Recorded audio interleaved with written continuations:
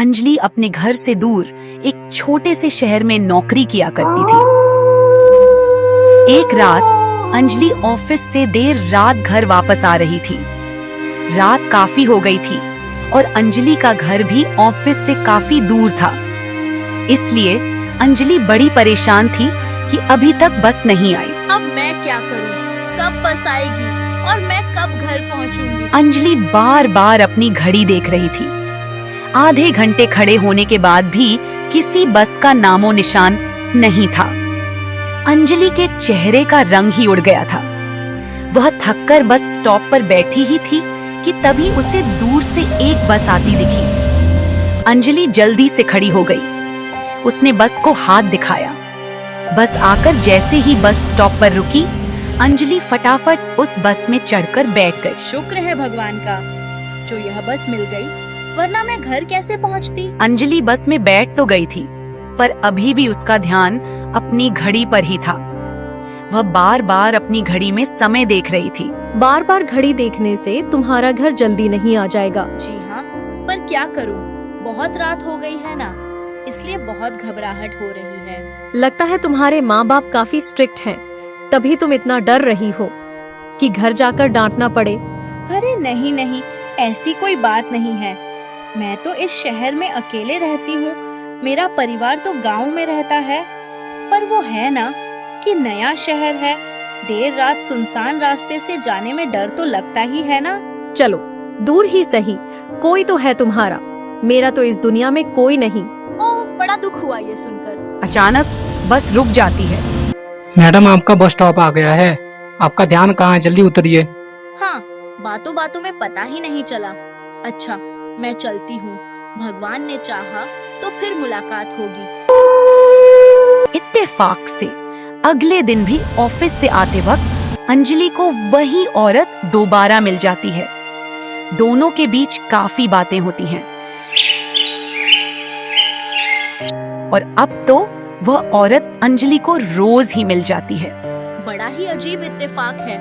मैं किसी भी वक्त ऑफिस से निकलूं, पर तुम मुझे रोज उसी बस में मिल जाती हो। सही कहा तुमने। शायद ऊपर वाला हमको बार बार मिलवाना चाहता है। अंजलि और राधिका की कुछ ही दिनों में काफी गहरी दोस्ती हो जाती है। दोनों इतनी अच्छी दोस्त बन जाती हैं कि एक दिन अंजलि खुद राधिका से अपने साथ रहने को बोलती है, क्योंकि राधिका का भी इस दुनिया में कोई नहीं था। इसलिए वह खुशी खुशी मान जाती है। अब दोनों हंसी खुशी एक साथ रहने लगती हैं और दोनों को ही अब अकेलापन महसूस नहीं होता। रोज सुबह दोनों अपने अपने काम के लिए निकल जाती और रात को ही मिलती। एक दिन जब राधिका ऑफिस के लिए निकल ही रही थी कि उसके बैग से अचानक एक खिलौना गिरा। बहुत ही छोटे बच्चे का खिलौना था। राधिका एकदम घबरा गई और उसने झट से वो खिलौना उठाकर वापस बैग में रख लिया। फिर वह ऑफिस के लिए निकल गई। इसके बैग में आखिर खिलौना क्या कर रहा था? यह तो बोल रही थी इसका दुनिया में कोई भी नहीं, और खिलौना गिरते ही एकदम हड़बड़ा भी गई थी। कुछ तो बात है, मुझे इस पर नजर रखनी हो। अंजलि भी ऑफिस के लिए निकल जाती है। जब रात को वह घर आती है तो सोचती है कि राधिका से उस खिलौने के बारे में पूछे, पर वह रुक जाती है। वह आधी रात को चुपके से राधिका के कमरे में तलाशी लेने जाती है, पर जब वह देखती है कि कमरे में राधिका ही नहीं है, तब अंजलि के दिमाग में शक और ज्यादा बढ़ जाता है। आखिर यह चक्कर क्या है? बैग में खिलौना और अब आधी रात में गायब होना। ये आखिर इतनी रात को गई कहाँ है? इस पर मुझे अच्छे से नजर रखनी होगी। अंजलि अब अपनी पूरी नजर राधिका पर रखने लगती है। राधिका रोज आधी रात को चुपके से घर के बाहर जाती है। एक रात तो अंजलि भी राधिका के पीछे पीछे निकल पड़ती है। पीछा करते हुए वह एक हॉस्पिटल तक पहुंच जाती है। राधिका हॉस्पिटल के अंदर चली जाती है और अंजलि अब और सोच में पड़ जाती है। यह रोज आधी रात को हॉस्पिटल में क्या करने आती है? आखिर कौन है इसका हॉस्पिटल में? इसने बोला था कि इसका दुनिया में कोई भी नहीं है, और आधी रात को छुपकर ही क्यों? मुझे तो लगता है इसके चक्कर में मैं पागल ही हो जाऊंगी। अब मुझे इसकी सच्चाई का पता लगाना ही होगा, तभी मुझे चैन मिलेगा। अंजलि तब तो वहाँ से चली जाती है, पर अगली सुबह वो ऑफिस न जाकर सीधा हॉस्पिटल पर पहुँच जाती है। वहाँ वो रिसेप्शन पर जाकर राधिका के बारे में पूछती है। मैडम, यहाँ कोई बाहर से आता है तो हम उसका पूरा रिकॉर्ड रखते हैं, और राधिका नाम की कोई औरत इस हॉस्पिटल में विजिट करने नहीं आई, और ना ही कोई इस नाम का पेशेंट है हमारे हॉस्पिटल में। ऐसा कैसे हो सकता है? मैंने उसे रोज आधी रात को अंदर आते हुए देखा है। आप बोल रही हो कि यहाँ राधिका नाम की कोई औरत नहीं आई? जी मैडम, यहाँ कोई राधिका नाम की औरत नहीं आई। अंजलि परेशान होकर घर वापस आ जाती है। थोड़ी देर बाद ही राधिका भी घर आ जाती है। राधिका रिमोट उठाती है और टीवी ऑन कर देती है। सिटी हॉस्पिटल में बच्चे चोरी होने का सिलसिला अब तक चल रहा है। आधी रात को रोज बच्चे कौन गायब कर रहा है, इसका अभी तक पता नहीं चल रहा। यह खबर सुनते ही अंजलि राधिका की तरफ देखती है। राधिका का रंग उड़ा हुआ होता है, जैसे पता नहीं उसने आखिर ऐसी क्या खबर सुन ली। राधिका रिमोट साइड में पटकती है और अपने कमरे में भाग जाती है। अंजलि को समझ आ जाता है कि आखिर राधिका का उस हॉस्पिटल से क्या ताल्लुक है और क्यों रजिस्टर में उसका कोई रिकॉर्ड नहीं है। अंजलि उस रात बस राधिका के जाने का इंतजार ही कर रही होती है, पर इस बार वह उसका पीछा न करके उसका सारा सामान चेक करती है, उसके सारे बैग खाली कर देती है। अंजलि जब बैग खाली कर रही होती है तो उसकी आंखें फटी की फटी रह जाती हैं। उस बैग से ढेर सारे छोटे छोटे कपड़े निकलते हैं।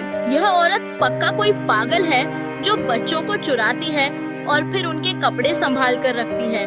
पर फिर ये उन बच्चों के साथ करती क्या है? अंजलि वो सब कपड़े वापस बैग में भर रही होती है कि अचानक उसके हाथ में एक धागा फंस जाता है। अंजलि उस धागे को निकालती है और उसमें एक बंद लॉकेट होता है। अंजलि जब उस लॉकेट को खोलती है तो वहीं जमीन पर बैठ जाती है। उसके चेहरे का रंग एकदम उड़ चुका होता है। उस लॉकेट में फोटो होती है जिसमें राधिका ने एक छोटे बच्चे को गोद में ले रखा होता है।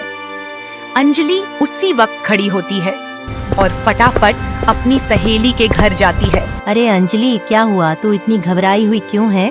सच सच बता मोहन, तेरा ही बच्चा है ना? क्या बकवास कर रही है अंजलि? मोहन मेरा बेटा है। मोहिनी, मुझसे झूठ मत बोलना, मुझे सच सच बता दे, क्योंकि अब मैं सब जानती हूँ। क्या मतलब है तेरा? मोहन मेरा बच्चा है, सब जानते हैं। नहीं नहीं है यह तेरा बच्चा, झूठ बोला तूने सबसे। हाँ हाँ, मैंने इसे खरीदा है, पर अब ये मेरा बच्चा है, समझी? मेरी जान है। यह तूने किसी दूसरे का बच्चा कैसे छीना? कैसे मोहिनी? क्या करती मैं? मेरे बच्चे नहीं हो सकते थे, और मेरे सास ससुर ने बोल दिया था कि अगर तेरे बच्चे नहीं हो सकते तो हम तुझे नहीं रखेंगे। इसलिए मैंने 9 महीने प्रेग्नेंट होने का नाटक किया, और वो हमें एक औरत ने सिटी हॉस्पिटल में किसी का बच्चा चुरा कर बेच दिया। हमने बहुत बड़ी रकम दी है इसकी। वाह मोहिनी वाह, तूने अपनी खुशी के लिए किसी और का बच्चा चुरा लिया। तुझे पता है आज भी इसकी माँ आधी रात को अपना बच्चा उस हॉस्पिटल में ढूंढने जाती है। उसे लगता है कि काश आज उसे उसका बच्चा मिल जाएगा, काश आज मिल जाएगा। तू कैसे जानती है इसकी माँ को? क्योंकि वह मेरे साथ ही रहती है। मैं तो उसे ही बच्चा चुराने वाला समझ रही थी, पर वह तो मुझे उसके सामान में ये लॉकेट मिला जिसमें एक फोटो थी, और उस फोटो में वह अपने बच्चे के साथ थी जो उसने बच्चा पैदा होने के तुरंत बाद ही ली होगी। उसके बाद वह कभी अपने बच्चे से नहीं मिल पाई, क्योंकि तुमने उसका बच्चा चुरा लिया। क्यों करते हैं लोग ऐसा? कैसे किसी माँ से उसका बच्चा छीनकर खुद एक माँ बन सकती हो? माँ तो माँ होती है ना, तो क्या माँ ऐसी होती है? मुझसे गलती हो गई अंजलि, मैं डर गई थी, और फिर जब वो औरत मुझे मिली तो मुझे एक उम्मीद मिली। मैंने उसके अलावा कुछ सोचा ही नहीं।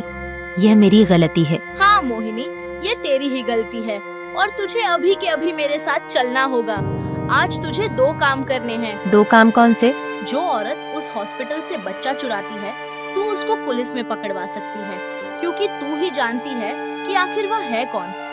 और दूसरा, अभी मोहन को उसकी माँ के पास वापस देना होगा। नहीं अंजलि, ये मुझसे नहीं होगा। मैं मोहन के बिना कैसे रहूंगी? मैं मर जाऊंगी। इसकी माँ राधिका, वह भी इसके बिना रोज मर ही रही है। मोहिनी, तू यह पाप अपने सिर लेकर जी पाएगी क्या? बोल मोहिनी। अपने सीने पर पत्थर रखकर मोहन को लेकर आती है और वो अंजलि के घर जाते हैं। अंजलि दरवाजा खोलती है तो सामने राधिका बैठी होती है। राधिका, मैं तुमसे मिलवाने के लिए किसी को लेकर आई हूँ। क्या मिलना चाहोगी तुम उससे? मुझसे मिलवाने पर किसे? अंजलि लॉकेट खोल कर दिखाती है। इसे तुम्हारे बच्चे को। मेरा बच्चा कहाँ है? मेरा बच्चा कब से ढूंढ रही हूँ, मुझे मिलता ही नहीं, जाने कहाँ खो गया है। बताओ ना, कहाँ है मेरा बच्चा? मोहिनी, ले आओ मोहन को। मोहिनी उसी बच्चे को गोद में लेकर राधिका के सामने आती है। राधिका अपने बच्चे को देख सुन्न रह जाती है। उसकी आंखों से आंसू रुकने का नाम ही नहीं ले रहे होते और उसके होठों पर एक अलग ही मुस्कुराहट होती है। मुझे माफ कर दो, मैंने हॉस्पिटल से तुम्हारा बच्चा चुराया था। मुझसे गलती हो गई। ये लो अपना बच्चा, अब ये तुम्हारे पास ही रहेगा। काश तुम इसे पहले मेरे पास ले आई होती। काश मैं इसे गोद में ले पाती, इसे अपने साथ रख पाती। ऐसा क्यों बोल रही हो? अभी भी तुम इसे अपने पास रख सकती हो। मोहन पहली बार अपने मुंह से माँ बोलता है और अपना हाथ राधिका की तरफ बढ़ाता है, जैसे कि वो उसे पहचान गया हो। राधिका की खुशी का कोई ठिकाना नहीं होता। वह अपने हाथों से अपने नन्हे से मोहन की उंगली छूती है और उसी वक्त वो धुआं बनकर आसमान में समा जाती है।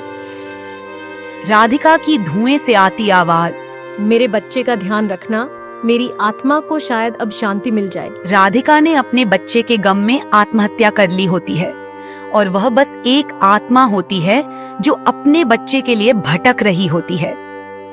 अंजलि के जरिए भगवान राधिका की मदद करते हैं।